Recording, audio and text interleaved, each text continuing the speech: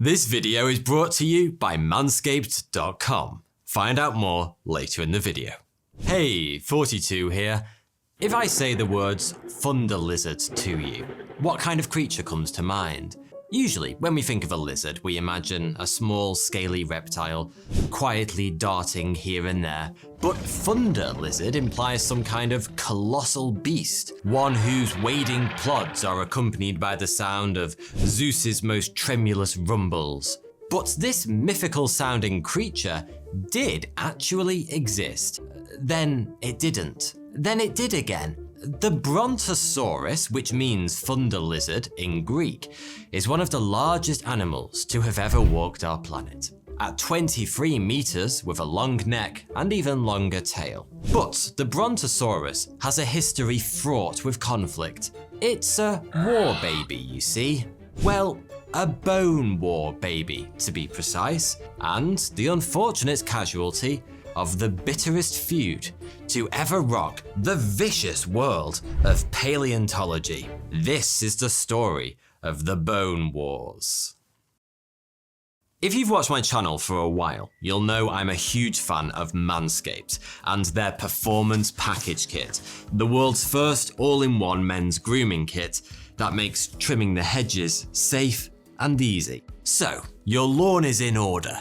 But gents, what are you doing to seal the deal? Introducing the new refined cologne signature scent by Manscaped. It's light and approachable, but with a pleasing masculine scent. Ideal for the refined gentleman that you are. Refined is calming and inviting on the nose, with a light citrus burst, before settling into the anchoring notes of vetiver, eventually landing on a woodsy, masculine finish. This 50ml spray cologne is hypoallergenic, cruelty-free, dye-free, paraben-free, and 100% vegan. And you know what? Since Father's Day is fast approaching, I truly couldn't think of a better gift than refined cologne by Manscaped for your dear father. The Performance Package Kit includes the waterproof Lawnmower 3.0, the Weed Whacker nose and ear hair trimmer, the Crop Preserver ball deodorant, and the Crop Reviver ball toner, and two amazing free gifts: the Shed travel bag and the fetching Manscaped anti-chafing high-performance boxer briefs. Go to manscaped.com/42 today and get 20% off and free international shipping plus 2 free gifts. Link in the description below. Your balls and your body will thank you. America's Gilded Age in the late 1800s was a good time to be alive. Thanks to rapid economic growth, cities were growing larger, the railroads were expanding, and most people were pocketing better wages for their work.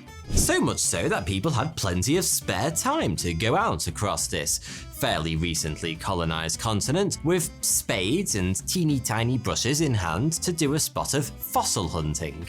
And boy, did they. This period has been called the Great Dinosaur Rush. It was intense and as ruthless as you like. It was also a particularly lucrative endeavor. Paleontology has existed in some form since 5th century BC in Greece, but it wasn't until Charles Darwin published On the Origin of Species in 1859 that the field took the form that we recognize today. Since the focus of paleontology then shifted to understanding evolutionary paths. And naturally, fossils became the must-have fuel for the engine of scientific discovery. A good specimen could set you back more than £200. In today's money, that'd buy you a decent car. But the two main men who fought on the front line of the Bone Wars, leading the charge, weren't just in it for the cash. Well, if they were, they failed drastically.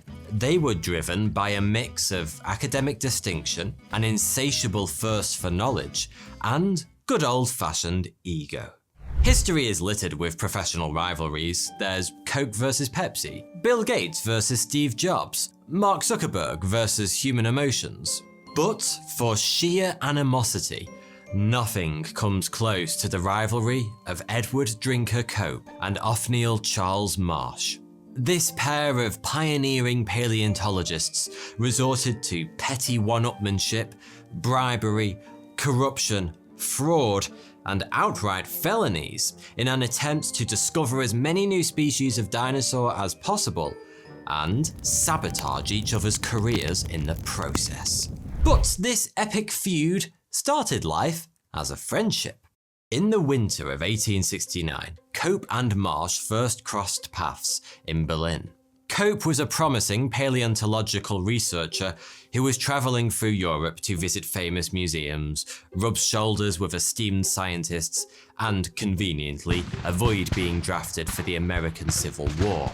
Marsh, however, seemingly unsatisfied with having just 2 university degrees, was now studying for his 3rd at the University of Berlin. Although the two shared an intense fascination with dead things, they came from very different backgrounds. Cope was raised by a wealthy Quaker family in Philadelphia. His father wanted him to become a farmer, but he repeatedly rejected the idea and focused on pursuing his true passion, natural history. His big break came when he finally convinced his father to pay for some university classes, which allowed him to study under Joseph Leidy, one of the most influential anatomists and paleontologists at the time. Cope didn't hold back on sharing his scientific insights with the world. By the time he met Marsh, the ambitious 23-year-old had already published a whopping 37 papers. Marsh, on the other hand, had an impoverished upbringing in New York. But fortunately, he had one hell of a rich uncle, George Peabody, who paid for his university education, built him a museum of natural history, placed Marsh at the head of that museum, and left him with a hefty inheritance. Now that's how you uncle. The two had very different personalities too. Cope was young, charming, and charismatic, but he also had a quick temper and foul mouth. So foul, in fact, that his friend claimed no woman was safe within 5 miles of him. Marsh, nearly 10 years Cope's senior, was studious, methodical, and more of an introvert. It's possible that even when they met, Marsh would have seen Cope as a bit of an amateur, given that he hadn't really put the time in academically, but was publishing papers at the speed of a caffeine-fueled velociraptor. The affluent Cope, on the other hand, might have looked down on Marsh for being a little uncouth and, quite frankly, dull. Despite their differences, the pair seemed to hit it off at first. Marsh took Cope on a tour of Berlin, and they spent several days together, no doubt passing the time with long, animated discussions about each other's bones. After they separated, they often wrote to each other and exchanged manuscripts, fossils, and photographs. They even named new species of dinosaur after each other. And if that isn't a bromance, I don't know what is. But their professional love affair would not last. Not long after the pair returned to America, Cope invited Marsh on a guided tour of a New Jersey clay pit owned by William Folk. This was a propitious pit for fossil hunters. Miners regularly discovered the remains of creatures that had lived along the coast more than 66 million years ago. It was where Folk had discovered the first complete dinosaur in North America. And it was also where Marsh, realizing the potential of the quarry, fired the opening shot of the Bone Wars. He secretly bribed Folk to send him all the best bones instead of Cope. When Cope found out, he was livid. Marsh's sly opportunism had eternally soured their friendship with distrust. But Marsh was just warming up. His true first blow targeted Cope's pride. A military doctor discovered a large aquatic dinosaur fossil and sent it to Cope. Cope was elated at this novel specimen and immediately gave it a name, Elasmosaurus. But as he stared at his new darling adorning his tabletop, he had a decision to make. All the bones fit together rather patently, except for the head. He didn't know which end to put it on. Understandably, he decided its skull should sit on the short bit, rather than the really long tail-like appendage. But he got it wrong. Elasmosaurus's head belonged on the opposite side. Joseph Leidy spotted the error, but Marsh, seeing an opportunity to disparage Cope, publicly stole all the credit for apparently noticing the mistake first. And, well, he approached it with about as much tact as Billy Mays gave to a vegetable chopper. He gleefully pointed it out to anyone who would listen. And to say that Cope took it badly would be an understatement. Completely mortified, he did the equivalent of deleting several years' worth of your tweets before a job interview. He attempted to buy and destroy every single copy of the journal in which he'd published his mistake, but it was too late. The damage had been done, and his reputation took a hit. This was especially mean-spirited and hypocritical of Marsh, seeing as he was prone to making equally embarrassing mistakes all the time. When he discovered his own long-necked dinosaur in 1877, he named it Apatosaurus. Tragically, his specimen was missing a skull. So, in an attempt to outpace his opponent, Marsh did what any resourceful paleontologist would do. He simply looked around his lab and took a skull he found lying around and stuck it on there. Years later, whilst examining yet another long-necked dinosaur, you'll notice a trend here, he failed to recognize it as an Apatosaurus, due to it having the correct skull, and instead gave it a new name, Brontosaurus. Marsh's mistake was flagged up by scientists in 1903, causing the name Brontosaurus to fall out of use. But just a few years ago, a new study found that the original Apatosaurus and Brontosaurus fossils are, in fact, different enough to belong to separate groups after all. So, Marsh's beloved thunder lizard is now back for good. Life, finds a way. Following the crippling blow of the Brontosaurus scandal, Cope began to fight back. And his first move was to trespass on Marsh's bone-hunting turf. He even recruited some of Marsh's own workers for an expedition to Wyoming, and, thanks to their expertise, discovered dozens of new species. When Marsh found out about his own men's betrayal, he was furious. They initially tried to pacify him with a spurious excuse, claiming they were trying to lead Cope on a wild goose chase away from all the good fossils. But it turned out they'd actually quit working for him because he was rather flaky at paying them. By the 1870s, the Bone War really kicked into gear, and shady tactics gave way to open hostility. It began with a letter from two men working on the Union Pacific Railroad, William Reed and William Carlin. The letter, addressed to Marsh, claimed they had discovered a number of large fossils in Como Bluff, a long ridge in Wyoming. But Marsh and Cope's rivalry was well known by then, and so the men hinted in their letter that they would sell their findings to the highest bidder. Marsh took the bait, but well aware of how ugly things can get on the dinosaur frontier, insisted on sending armed guards to supervise the digging, and instructed them to keep Cope out of the area at all costs. To Marsh's delight, Como Bluff turned out to be a dinosaur graveyard, and it wasn't long before wagons piled high with bones were making their way to him. And these weren't just any old bones, they included the first ever specimens of Stegosaurus, Allosaurus, and Apatosaurus, which may sound like deleted words from a Mary Poppins song, but this was the fossil motherlode. Despite being urged by Marsh to keep their lips sealed about the discoveries, Reed and Carlin went behind his back and leaked the story to the local press. Cope, reading this news, decided to get in on the action. He hired his own students as spies to snag intel on Marsh's digs, and eventually sent in dinosaur rustlers, armed thugs who threw stones at Marsh's team, attempted to steal fossils from right under their noses, and shout the occasional taunt such as, "I beg to differ. Edward Cope found that fossil no more than an hour ago." It wasn't long before Cope set up his own digs in Como Bluff, and at one point tension between the two teams grew so intense that things nearly escalated into a full-blown gunfight.